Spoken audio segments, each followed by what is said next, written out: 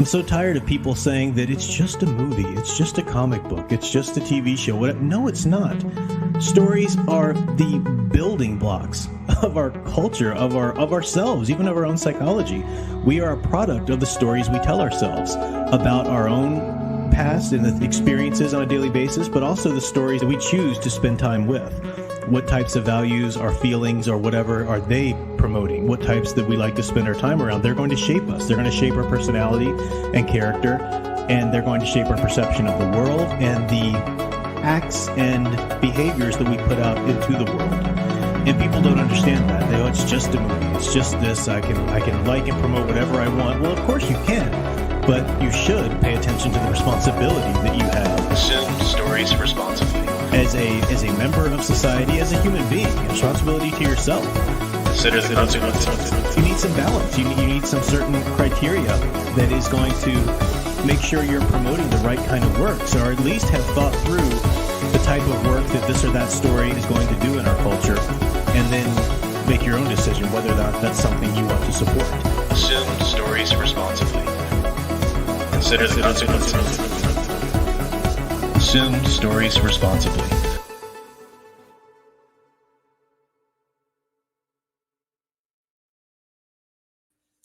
Hello everyone, I'm Professor Geek. Welcome back to the channel, and welcome to another Office Hours stream. Looks like I'm coming through well. Of course, I just chug a big swallow of diet soda right before I start talking, so then I have to burp. Yeah, I do that when I'm teaching online all the time. Welcome back, everyone. Was I here? Yeah, I was here last weekend, somewhere around Monday or something. I don't know. But I'm married now. Sound Engraver is now officially Mrs. Professor Geek, which is awesome. We have so many cool stories about the wedding and everything like that, but we're going to wait. She's doing a stream tomorrow night, or tomorrow afternoon, evening, whatever. But we're going to wait and talk about the wedding and everything on our Halloween night stream. So we will be streaming Halloween night. We've got a couple little costumes and everything like that. It'll be fun. Don't know how long we'll go, but that'll be fun. So yeah, I see Sound Engraver talking about my new chair. Yes, new office chair. I can roll. It's sweet. It's technically a gaming chair. It's got lumbar support and neck rest. Goes back and forward, up and down. It's pretty sweet. It definitely beats the little folding chairs I've been used to. So yeah, Sound Engraver confirms 5:45 Eastern tomorrow is her stream. So definitely check that out. But yes, it's been wonderful. It's been wonderful. Marriage is great.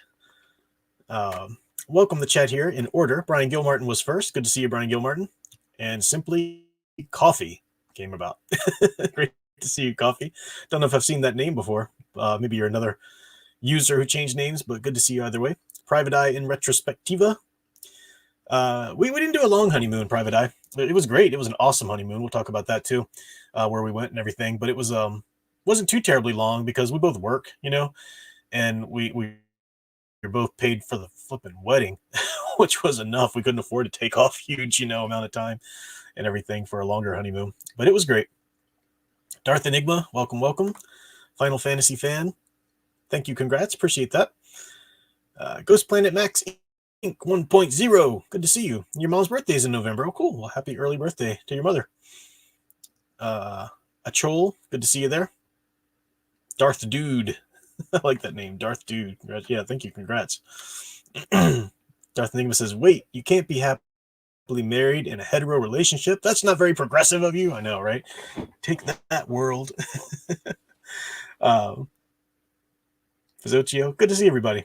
So yeah, I don't really have a huge topic tonight. I have some things, that I can talk about. I don't think I'll stream very long, but I just wanted to do something just to get back to some sense of, normalcy here before we do the Halloween stream. To be a lot of fun.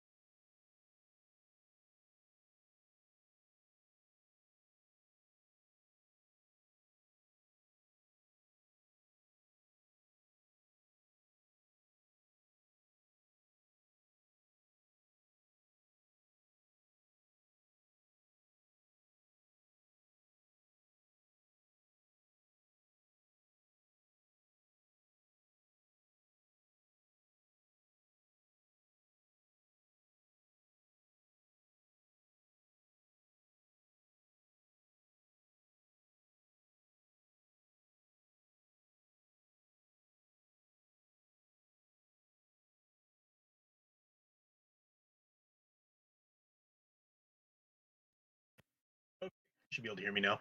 Don't really know what happened. I don't know if it was a connectivity issue or a nothing bumped on my chords there, so I don't know. My dear wife, Sound Engraver, just popped in and told me, "Hey, your mic's out." So, how long? What was the last thing you guys heard me say? I can repeat any of that. What was the last thing you guys heard me say? Yeah, title cards. I should have title cards.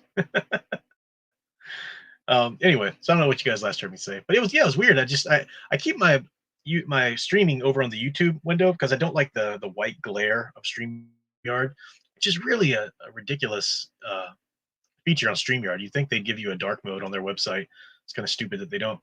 But yeah, I don't know. Anyway, I popped over there and I was muted, which means that either the connectivity flipped in or out or a cord or something. I don't know. But anyway, don't know what I was talking about last. What I was saying was that Sound Engraver and I are going to stream Halloween night, maybe nine-ish or so. I don't know. But man, lost my train of thought now. I was going somewhere. Even had a couple good things to say. Gentle Savage said, Prof, did you hear about the development of the newest Spider-Man games went woke? They made Black Cat bisexual and New Game's boring side mission are riddled with LGBT diversity nonsense. I didn't hear about that at all, but I 100% saw that coming. 100% saw that coming to the point where I didn't even bother getting excited about the new game, even remotely taking an interest in it whatsoever, because the first game was heavily leaning in that direction. The first game's still very playable and it's very fun, but it heavily lent in that direction, with the whole Mary Jane as Lois Lane light, forcing you to like play Miles Morales, even though I don't give a crap about Miles Morales. It was just boring. It was boring that you had to like the game forced you play as Mary Jane or Miles and a couple little things, and that's dumb. I don't want. I'm Spider-Man for crying out loud. That's what you play the game for. So the first game, the writing was on the wall with that first game. Then when they came out with the Miles Morales game, you knew the direction they were going in. You knew what they wanted to do. And so it's no surprise to me whatsoever that the sequel is gone full woke. That is not even remotely a surprise to me. But thank you for confirming it and letting me know. Appreciate that. I don't know if if you could hear me while I was talking to Luis Sanchez talking about the South Park special or not. Did you get that bit? Basically, I'm not a big South Park person, but Big Al is. So I'm sure he's excited about that. I haven't heard anything about that. Uh, Sloss says Black Cat has been bisexual since. I'm not an expert on Black Cat or Marvel stuff. I mean, just the mere fact of her being bisexual, I I don't like it anyway. She wasn't bisexual when she was first created. You can make the argument. I think Slaw's pointing out that she's been bisexual for a long time or whatever in the comics, maybe even before the woke nonsense started. But it was just silly. Yeah, I don't like it. Um, Thank you, my dear Sound Engraver. Switched Wi-Fi. All looks good. Good. Yeah, I don't know if that was the problem. I don't know if you were on same Wi-Fi as I was or whatever. This new office, it's still a work in progress. This that wall still needs to be pushed back. There's lots of renovations that we need to do in our home. Right now, I'm trying to do another particular job with the hallway, but eventually this will be a bigger space here. But I like it. I like my little cubby hole here. Um, but it's farther away from the Wi-Fi, so I haven't yet ordered a longer Ethernet cable to give myself a hardwire. But I'm really shocked. I mean, really surprised, pleasantly surprised at the connectivity here. It looks like the video is good. I'm happy with this, so that's great. So maybe I won't need to. Another super chat from Andre Hernandez, $5. Thank you so much. Said, did you cut the wedding cake with the sword of power? No, I think was it you or somebody gave us that idea, but it was a little too late in the game to worry about getting some kind of a special geek sword or something. That would have been cool though. That would have been cool. We have a cake cutting story though. We'll tell that on the Halloween stream though. saving all the wedding stories for and the stories about Fan Man being here. It was brilliant. We went to go see Big Al. It was so much fun. But we'll save all those stories for when Sound Engraver and I are both here on stream Halloween night. Spidey Rules says the Spanish dub uses gender neutral words, which goes against the way Spanish vocabulary works. Are you kidding me? The Spider-Man? Yeah, no, there is nothing sexist about Latin languages are romantic languages, gendered nouns. That's just a thing. Deal with it. But oh, I hate today's culture. I hate it. I hate it. Well, the thing is, you really need to ignore that Spider-Man game. That game needs to bomb. It won't, because too many people are just gonna, slather it up and lap it up. They can't not. But if that game bombed, that would send a message. It won't. People will run and do their YouTube videos about it and all this and that. And it'll be a big hit. But it'd be wonderful if it bombed. That would send the message, definitely. Um, Chat jumped a little bit. Darth Dude says, always love your takes on Disney Star Wars and the idolizing of Filoni Favreau. The false prophets are those desperate who cling to the faintest hope of something might improve. Yeah, it's almost low hanging fruit now. you know. Now Sound Engraver has a really cool topic that she can be talking about dealing with Star Wars, Ahsoka, and stuff like that tomorrow. She's got a really cool topic that she's going to talk about it folded into writing, which will be a great one. But yeah, it's just so dumb. It's when I see people try to um,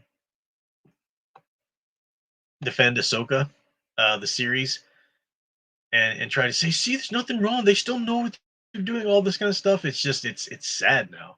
It's more sad than it is infuriating because what can they do? Um, Talking about the Spider-Man game there, Slav. Thank you for the uh, comment there. It says, and for being a super friend, a channel member. Says the gameplay for the game is absolutely amazing, but if you hate Miles, then don't buy the game. His stories are mostly loathsome. Are you talking about for the part 2 game? Yeah, I just can't stand Miles Morales. I could hardly. It's not that. Here's the thing. I don't hate the idea of Miles Morales. I hate the way he's shoved down your throat in the Spider-Man universe. I don't. I think it's kind of cool the fact that in a separate Spider-Man universe somewhere there's a Miles Morales. I don't mind that Gwen gets the spider powers in a separate universe somewhere. I utterly loathe the fact that it was enough. It was no more than like a hot second that they existed in their separate universes before here come the progressives at Marvel trying to fold them into the main continuity. And now Peter Parker, like, screw Peter Parker. What is he? Is he special in any way? No, he's just one of the many people with spider powers. What the heck? Who cares about him? They can't do away with him because he's so iconic, but they would in a heartbeat if they could. Oh, don't think for a second that they wouldn't just retire him in a hot second if they could bring in and just make it. And it's ridiculous that Peter Parker and Miles Morales go by the same name. That's never done. That's never done in comics. He would have a different name, but this is contrary to their agenda because they need to show that Miles Morales is just as much Spider-Man as Peter Parker is. That's a sticking point for them. They're very adamant about that because they want to replace Peter Parker. They want to get that diversity in there. And it's absurd that two characters will go around the same name. Maybe at some time, and it was kind of silly, even in DC and Rebirth, as great as Rebirth was for that brief time that it lasted, you had both Wally West and Barry Allen inhabiting the same title of Flash, but that was really dumb too. Like you got the sense that that couldn't last. Something was going to happen to one of them or something like that. It's just stupid for both of them to have the same name. It makes the character, and this is another thing that's interesting, which is kind of a side effect. What they would like too, the progressives would like as well, and I can say the progressive ideologues, they would like this, is that it takes the shift from the individual character and it takes the emphasis of the story. The emphasis, the magic of Spider-Man was that it was this one boy who got these powers and you could relate to him and you wanted to follow his story and he was unique. That was the fun of it. You could live vicariously through this character because the way these stories operate mythologically is that they're trying to tell you yourself are unique. There are things in you that are unique and that only you can do, and work in heroism and so forth. That's the way the mythology works. But the progressive ideology says, no, we need to get away from the hero's journey. We need to get away from these stories that are focusing on the individual. That's a problem. We need stories that are focusing on community and coming together and collectivism so that we can really bolster society. Well, first of all, that mindset completely misses the point of how mythology works.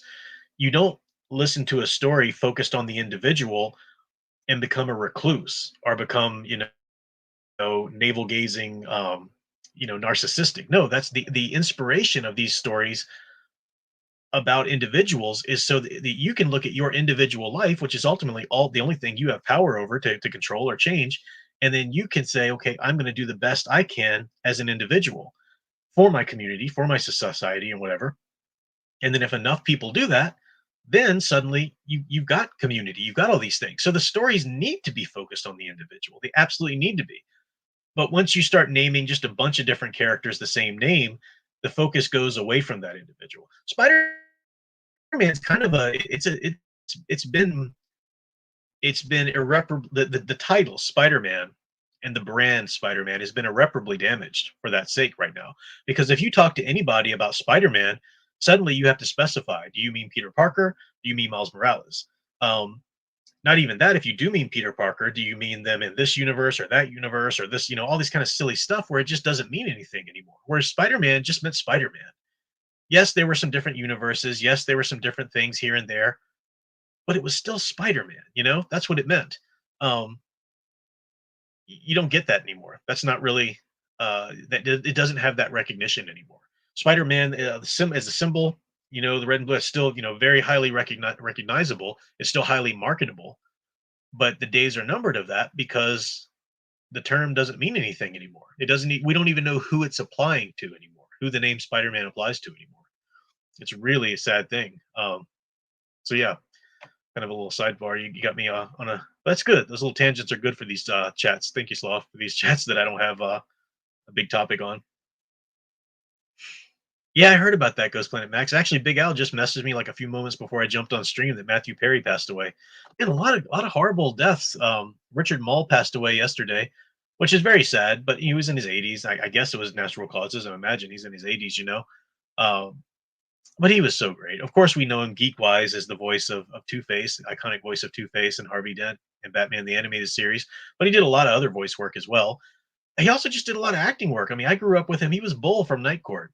I am appalled at people who don't recognize Bull from Night Court. What an iconic character. I mean, you see that character. He was just he was that gentle giant kind of character.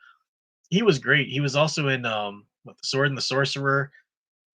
I was telling Sound Engraver, we got out of mass and or maybe it was before mass. I was telling her about maybe you guys remember this. It was a Halloween special in the 90s. I don't remember the name of it, but it was about it was like a TV special, but these aliens came down and they were looking for candy because it was like their fuel or something, or they didn't have candy on their homeworld, something like that. Rhea Perlman from Cheers was like the bad guy, but Richard Mall was her henchman. And he would do great in those roles. That was really sad. But yeah, to hear about Matthew Perry at like what, he was like 54 or something. I mean, he's 10 years older than me. That's tragic. I mean, of course, he's had his um, issues in the past, stuff like that. I don't know if like drug use was a complication, long term or whatever, but that is very sad. Sad for Matthew Perry there and his family and friends.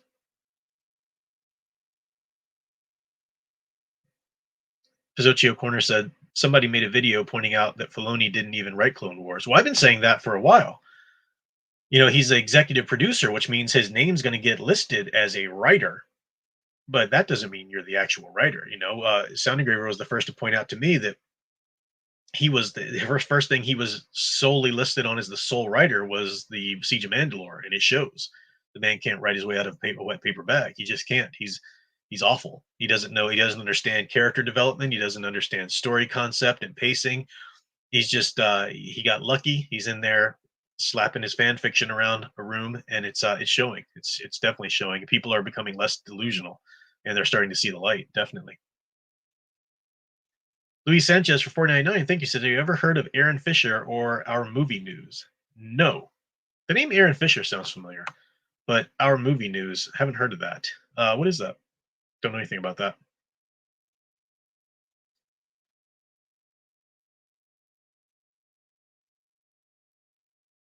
Gentle Savage says they gave Miles Morales a deaf black girlfriend in a side mission. You play as her character, and the sound is muted. And another where Miles has to help a high schooler ask their boyfriend to prom.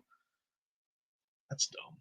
I mean, there's nothing wrong. Hey, the concept of a playing as a deaf character, that could be awesome. That could be awesome. But if I'm playing a Spider-Man game, I want to play as Spider-Man. You know, what's so hard to understand about that? And I also don't want to be Spider-Man helping people go to the prom. I want to be Spider-Man fighting villains and you know, oh, just whatever. Uh, see, hey, hello, Owen Lister. Good to see you there.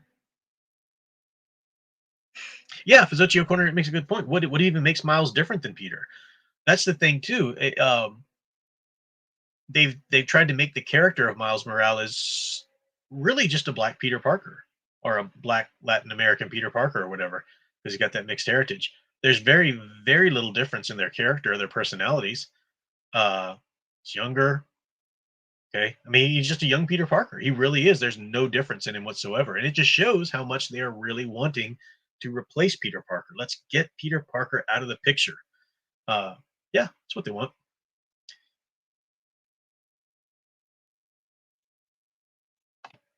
Let's see. I was a little behind there. Oh, interesting. Daily Wire's doing a Snow White movie. I didn't know that. That's pretty cool. Owen Lister says that's one of the problems I have with the concept of Spider Verse, and I like the first movie that made Spider-Man so cool. He's unique, one of a kind. Yeah, that's why I hate the idea of the first movie. I won't even go see it. A lot of people are saying no, but it's like the whole underlying point of the Spider Verse movie is that anybody can be Peter Parker. You can be Peter Parker. We are all Spider-Man. If we are all Spider-Man, then I don't want to be Spider-Man. Screw Spider-Man. Spider-Man's no longer interesting to me. Um, I don't know why anybody would read a new Spider-Man story these days. The only interest the character has is the old stories. Yeah. Again, like who are these people that are still reading Marvel and DC comics, and what is your damage that makes you still go to them? Yeah, Private Eye rewatching the OG 90 Spider-Man series. That was so good. So good. Yeah. Did they ever release that all on DVD? Because I had to buy up. I don't think they've ever released it, or maybe they did and I haven't since. But when I was looking for it, I had to buy up. They would release like so many episodes of an arc at a time. So like I've got the Venom arc, and I've got the Daredevil arc, you know, and I've got little DVDs of separate arcs. But to my knowledge, they never released on DVD the entire series. That's a shame. Yeah, since One More Day, I agree. Spidey rules. Spider Man's. That was the death toll.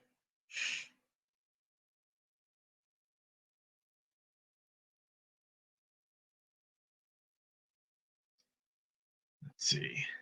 The Republican Knight. EA is making 3 Marvel games. One is Iron Man. One is Black Panther. What do you want the third game to be? Well, I don't know about that. Now, see, EA is making. No, EA didn't. Who made the Guardians of the Galaxy game? I'm still shocked that that game was as good as it was, and it's excellent. That Guardians of the Galaxy game, that is everything I could have wanted from a Guardians of the Galaxy game, and I'm shocked that it happened in the time that they're trying to give us this Spider-Man garbage and the Avengers game and everything that they tried to shove down our throats with all the Miss Marvel crap. I don't know how Guardians of the Galaxy got to be as good as it was, but it is a epic game. It is so good. I still listen to the soundtrack. They got some like I was showing Sound Engraver some of the soundtrack because one of the changes they made to the story, little changes here and there, nothing that would alter the characters. But Star Lord was the name of a band that Peter Quill would listen to as a child back on Earth, a hair metal band, from the '80s.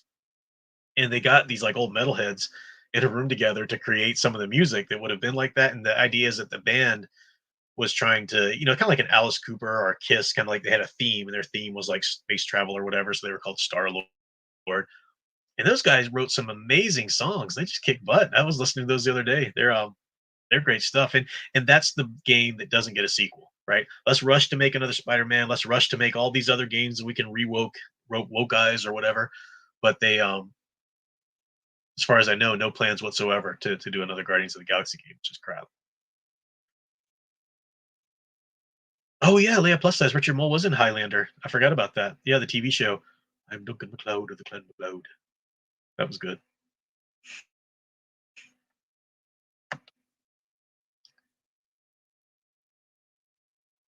Let's see. Leia plus size says, "Do you feel though there's a attack on escapist entertainment as a whole.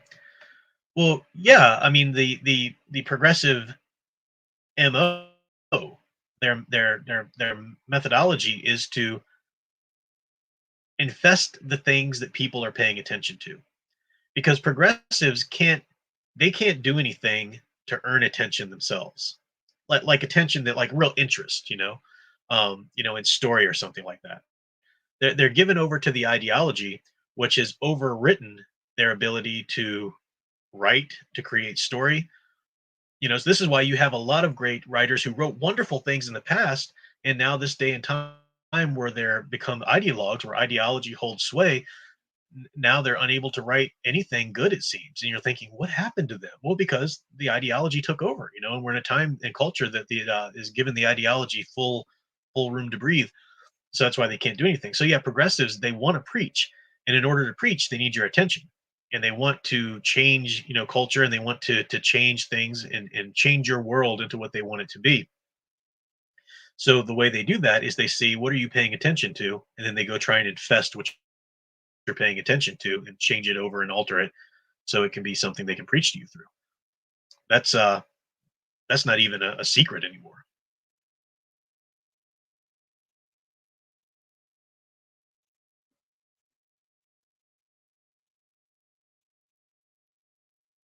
Let's see.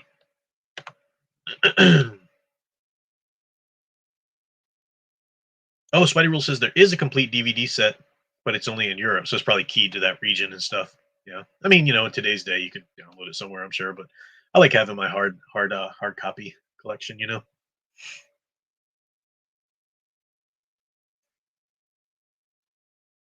Oh, Lister for 9.99. Thank you, sir. Said this may be a little off topic, but have you seen the Evil Dead movies? If so, would you consider Ash as a pulp hero type? Ash is yeah, there's definitely a pulp hero in it. I saw all the original three. I saw Evil Dead, and then Evil Dead 2, which is kind of a remake, but in a sort of a comedic style. And I loved Evil Dead 2. Fan Man doesn't like it. He likes the first Evil Dead, which I get because the first Evil Dead is real horror. But that didn't really appeal to me so much because I'm not a horror for the sake of horror fan. I like the idea of Ash as sort of this, Indiana Jones type character in a horror comedy story or whatever. So Evil Dead 2 I thought was hilarious, and Army of Dead was just wow, that was hilarious. I loved Army of Dead. And they did do the Ash Lives or Ash TV series, which I haven't seen yet. I might watch that at some point, just because I like that kind of swashbuckling character, over the top, this is my boomstick, with his rifle and stuff. Uh, that was great. The chainsaw hand and stuff. Yeah, and the actor, I'm blanking on the actor's name right now, like an idiot. But you can't just not enjoy him. He's wonderful in anything he does. But yeah, I haven't watched any of the remakes they did. I know that they was it like two times they've tried to remake it now. I'm not interested in any of the remakes because if you don't have him, if you don't have the original Ash, I just don't care. It's just not for me.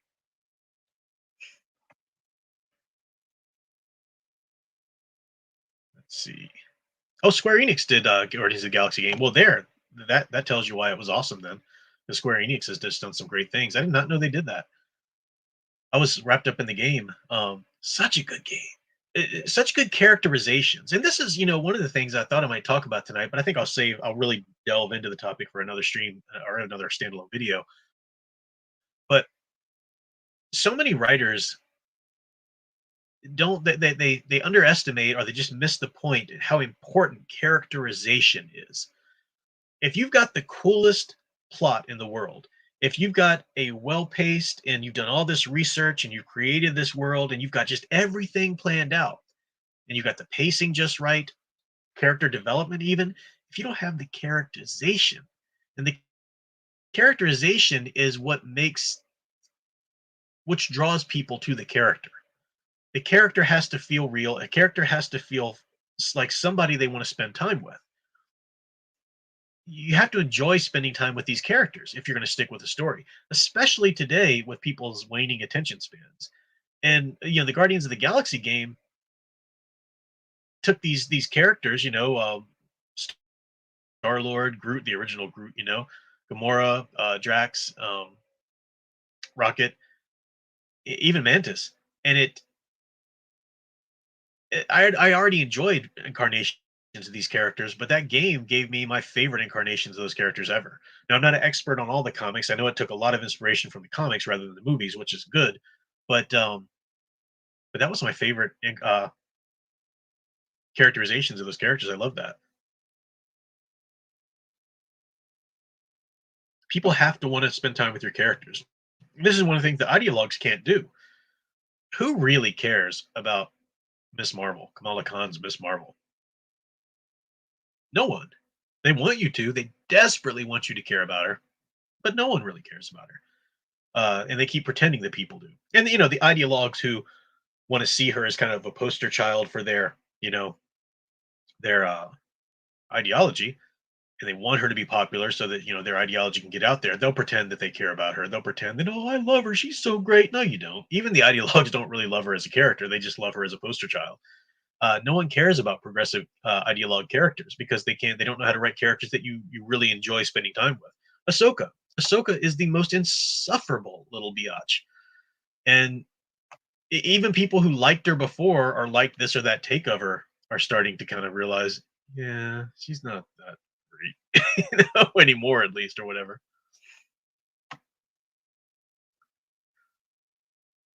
Oh, Idios Montreal, Republican Knights saying made it. They made the last two Deus Ex. I don't know. I guess conflicting reports, but um, Darth Enigma says it's as you say. Wokeism is essentially a religion. These companies don't even care if they lose money at this point, so long as they can preach. Absolutely, absolutely.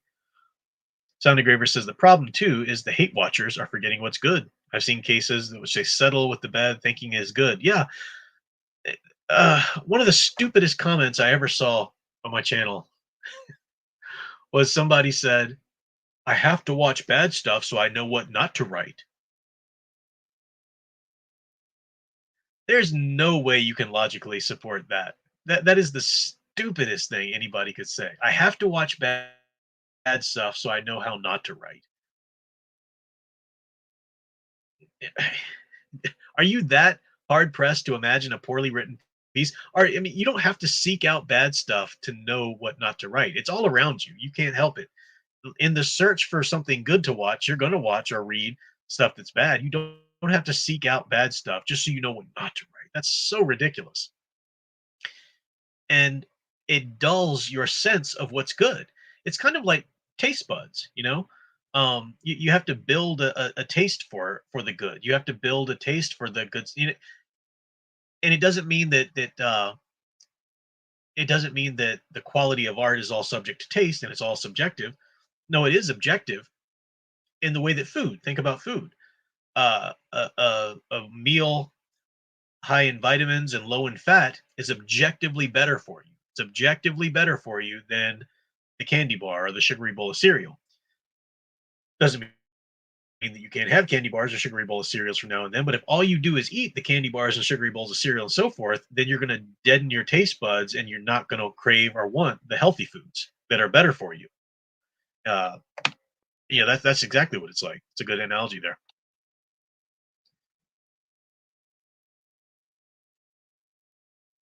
Oh, Slav points out that they also did the Avengers game too. Okay, yeah, well, I don't know. Maybe I can't give them a great rating all across the board then. Republican Knight says you didn't answer my question about the EA's third Marvel game. Should be. I want the M-rated Ghost Rider with Johnny Blaze. A Ghost Rider game would be phenomenal. The reason I don't really like to think about questions that much is any of those games that EA is going to do are most likely going to be crap. Not because it's EA, because their game's coming out today. Maybe we'll get like a Guardians of the Galaxy slip through or something like that. A Johnny Blaze game would be flipping phenomenal. Definitely. That'd be great. I think you got a good idea there. And I mean, I'd love for those games to be good, but I just don't have any faith in things coming out new. Oh, and let's just say, I think it'd be cool to see you do a video on the pulp hero swashbuckling archetype. I can think of a few that would fit into that category: John Wick, Ethan Hunt, Ash, Bond. I used to run a little pulp fiction magazine way back in the day before really got into social media and YouTube. Before YouTube was even a thing, I think, or I was just starting up. It was interesting.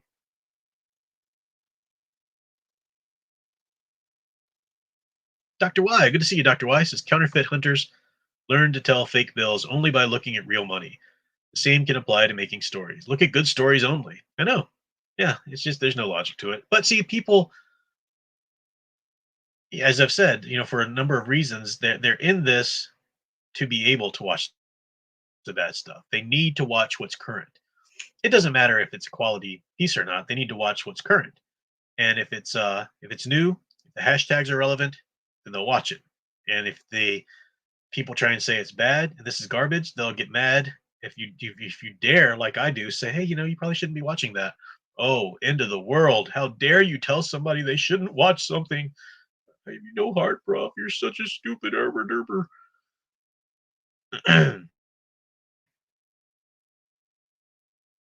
Leia Plus Size says, I hear one popular YouTuber say, I have to say something good about the bad, or I will be seen as a hater.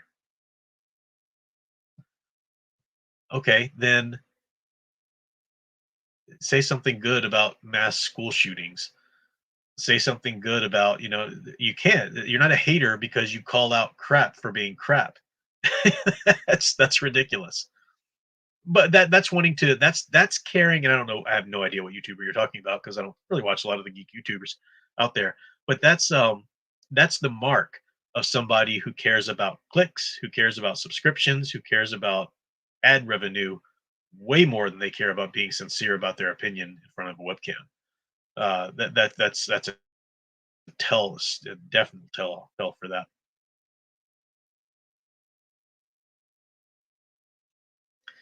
Private Eye says, I wanted to ask if you ever watched the 2013 Mickey Mouse shorts. They're on YouTube. Were they the ones that they made they tried to go sort of retro? I don't I don't like the look of them. I don't like I get that there's a little retro to it, and I like the retro. I like the retro Mickey Mouse. I like that, but I don't know. I just don't like the aesthetic direction they went in. Remember, one of the shorts was pretty good. I thought. I don't know. I haven't really watched them enough because I just couldn't get over the aesthetics. But that's just a me thing. I'm not saying that's subjectively horrible. I just it's just me.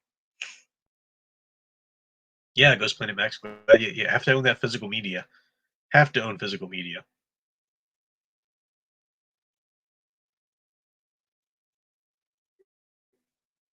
I appreciate that, Slav. Sincere. That's why you're watching you 5 years later. Yeah, I mean, and you guys don't agree with me about everything. I never imagine you do. But what I say is going to be my actual opinion that I've actually thought about, and not just something I'm saying. Get them clicks.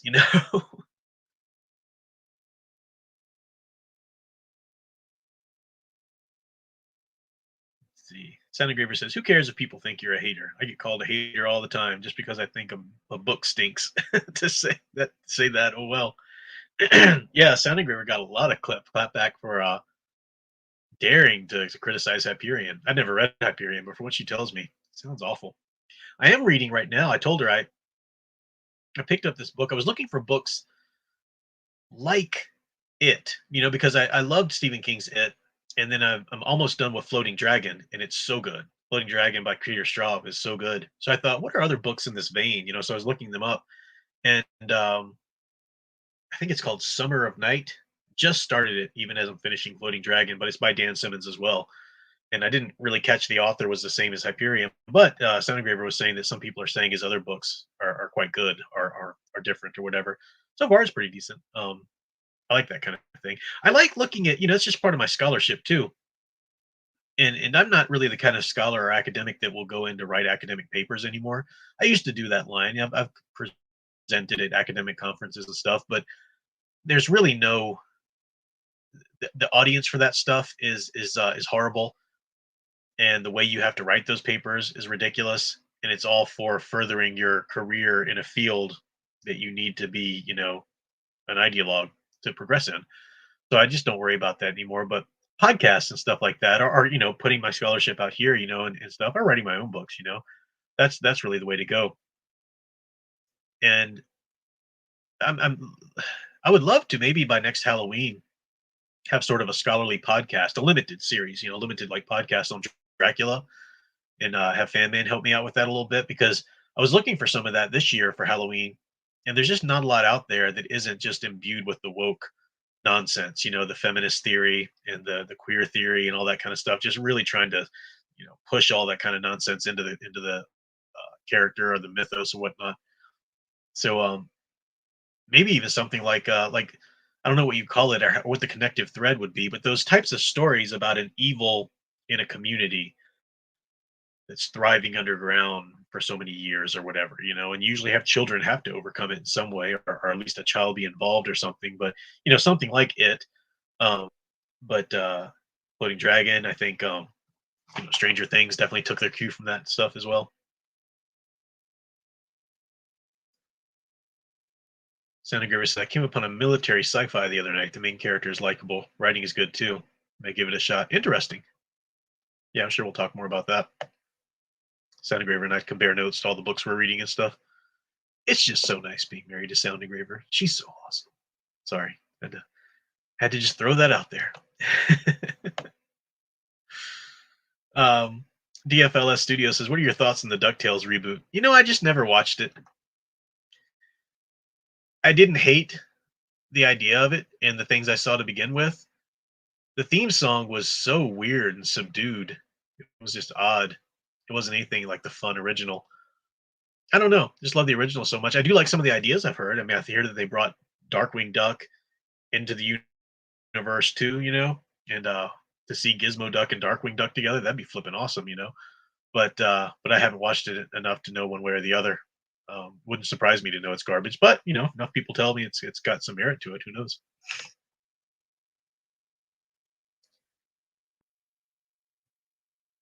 Uh, Not go too much longer here.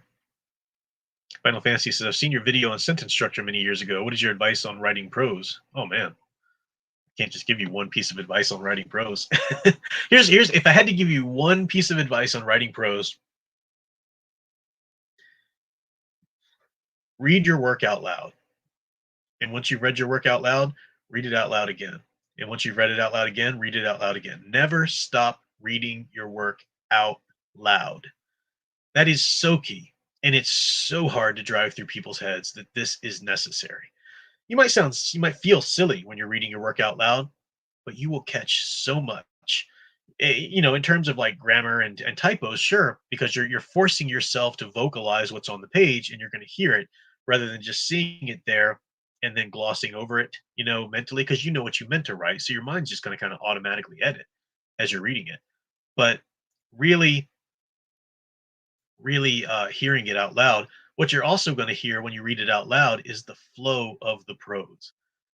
So even a paragraph that's perfectly grammatically correct, you're going to hear these sentences are a little long, or I've only used this one type of sentence over and over and over again, or there's too many clauses in this one. If I move that word over there, it would kind of flow better.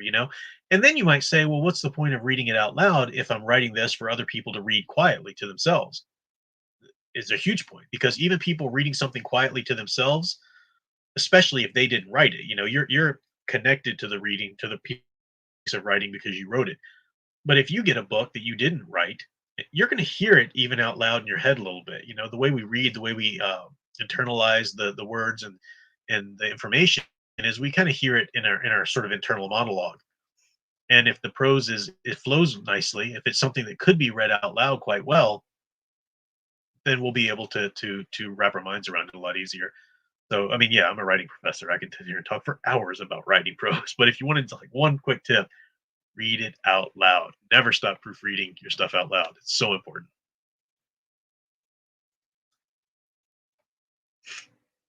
Comic Skater. Thanks, Comic Skater. Good to see you here. Said, did you find it hard to switch back and forth from writing academic papers to fiction? Been in medical academia. My fiction now often seems too mechanical. Yeah, it is. You do have to kind of like, for one thing, in fiction, you loosen up, use some contractions. Uh dare to start a sentence with a conjunction and so forth. Whereas in a school paper or something, very formal, and stuff. But I haven't written academically for a long time now, and I never want to go back to it. I just think it's awful. Like I said, I think the audience for it is awful. I think that the only reasons you'd be writing for that, you kind of have to sell your soul for that kind of field and stuff, and it's just not for me.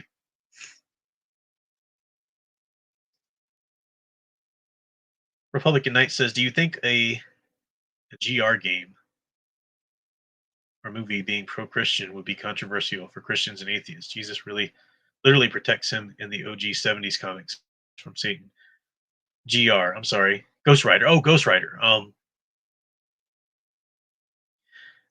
I think if you're going to do a Ghost Rider game, you can't not bring in basic Christianity into it because you're dealing with the devil for crying out loud. Now you could, oh, it's Mephisto, or get really far into this where it's not even our current concept of God and devil or anything like that. But I think then you risk the you risk separating the character from this wonderful tradition of Gothic literature that's very important to the character. So yeah, I'm no expert on Ghost Rider, but I've liked character quite a bit. What I've seen of him.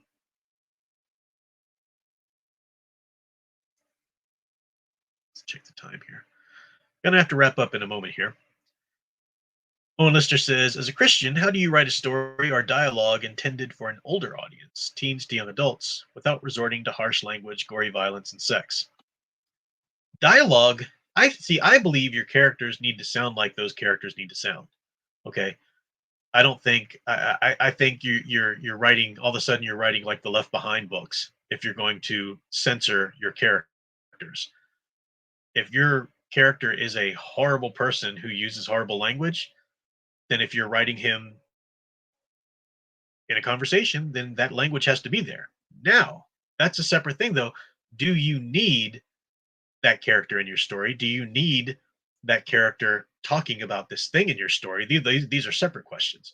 I think it's very important though, at the very basis, no matter what your beliefs or your ethics or your morals are, you know, that you characters should always sound like those characters would sound like. I think it's ridiculous to censor them. That comes off as insincere characterization. It's horrible. But you as the author and the author of your story, you know what kind of story you're trying to tell. Do you really need the scene where they're talking about that thing? Um, you know, but no, I think we're in the real world, and unless you're writing, in terms of like being a Christian and an author, unless you're writing about um, a Christian story about Christian people who are trying to do Christian things and no sin ever happened, which I don't personally ever want to read because that sounds really boring. Then yeah, you're going to have to put some stuff in there. But yeah, there's a line too you could really cross, and to get to the point where you're telling a story that morally you'd have to really kind of question yourself. Should I even be telling this kind of story if it's going that far? So yeah.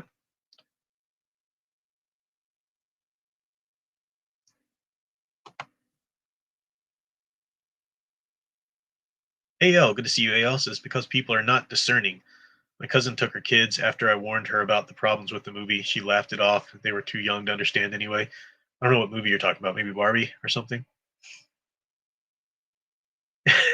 Brian Gilmar, don't get me started on that Left Behind. That's serious black garbage. Yeah. Darth Enigma says, in regards to aspirational heroes, are they allowed to kill their enemies? Say, for instance, if the story takes place during a war or a conflict. Yeah, well, it depends on what kind of aspirational hero you are. Aspirational hero isn't a sub archetype, as I've said. You can be a trickster aspirational. You can be, now, if you're a paragon aspirational, then it gets a little more serious about whether or not you should kill, but that depends on the rules of your universe. Captain America, an aspirational, he's a soldier in World War II. It's perfectly acceptable for him to, in that situation where he needs to, you got to shoot to kill sometimes in say a war. Now, Superman is a character that should never kill because he's not the kind of character that would never be in that situation. And if you try to move Earth and heaven of the DC universe around him just to get him in that situation, then you're not really trying to write a Superman story anymore. You're just trying to write a story about, that would make this character kill, and that's stupid. Um, yeah, it just depends on the character, depends on their universe, depends on their sub archetype, depends on the rules around them. Luke Skywalker, or Wonder Woman. Let's just stick with the DC universe.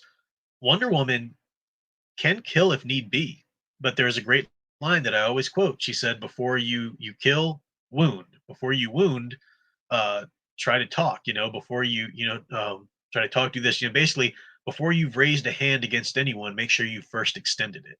Killing."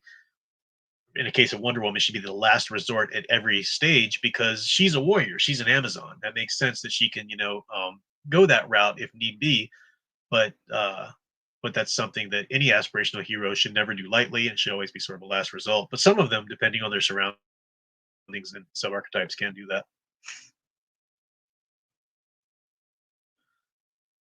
All right, so gonna wrap up here. Just reminding people that Sound Engraver is streaming tomorrow. If I remember the time, it was 5:45 Eastern. So let's all go there for her stream, and then we will be back Halloween night. I think like 9ish maybe. I don't know. I'll set up the stream, but it'll be a fun Halloween stream. We'll stream for a bit there because it's good. The way the years have fallen with my daughter don't really change up. Don't really like for customers and everything. We don't really divide holidays like equally or whatever because she likes routine. So as much as possible as we can stick to routine, we try and stick to routine. Whatever holidays fall on our times with her, that's just how that falls because it's better for her. She doesn't. It'll just cause her anxiety to switch things up. So I think the way the years go, maybe I'll have her next year for Halloween. But right now, when I don't have her on Halloween night, we're free to do stuff like this and stream. So it'll be fun. So yeah, 5:45 p.m. Okay, cool. But yeah, it's been fun hanging out with you guys. Thank you for the congratulations there, AL. Of course, Halloween stream. We will tell the stories of the wedding, and it's hilarious. Lots of cool things, fun things happen, and everything. And yeah, you'll get to see Mr. and Mrs. Professor Kreitzer, Professor Kreitzer, Professor Geek. I do that sometimes when I'm writing my students, my online classes. I need to sign Professor Kreitzer, right? Because that's But sometimes I'll sign Professor Geek because I'm so used to writing Professor Geek. This is the first time I ever said Professor Kreitzer when I meant Professor Geek, though. Anyway, my dear Sound Engraver will be by my side. So I am going to tap out. I got some other things to do. But good to see everybody here tonight. Come back for Sound Engraver stream tomorrow. And until next time, keep enjoying and digging deeper into the true blue hero stories you love. Thanks for watching.